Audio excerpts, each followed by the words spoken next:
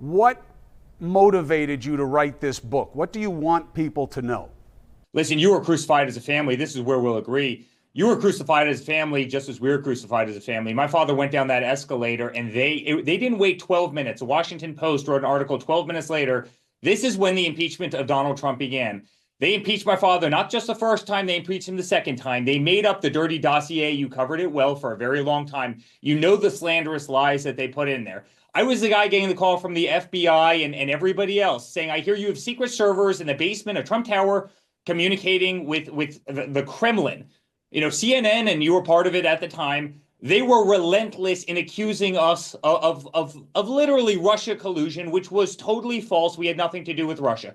They weaponized every AG. They weaponized every single DA in the country. Letitia James, you know her very well because she went after your brother and she went after your entire family.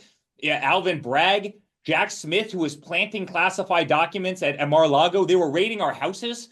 They were raiding Melania's room. They were raiding Barron's room. I became the most subpoenaed person in American history. I've never gotten so much as a traffic ticket because I happened to run the Trump Organization and I didn't have the same congressional and executive branch protections that my father did. They took him off the ballot in Colorado. They took him off the ballot in Maine. They took us off of Twitter. They took us off of Facebook. They took us off of Instagram. I 91 indictments, right? I mean, how many gag orders were there in that period of time? And then after all of that was done, they tried to kill him. They tried to kill him in Butler, Pennsylvania, and then they tried to kill him again at a golf course. And then you saw exactly what happened with Charlie Kirk last week, where I lost a good friend, somebody I'd been on that stage with 100 times. They put our family, they put my father, they put me under siege. They put this nation under siege with their garbage and their games.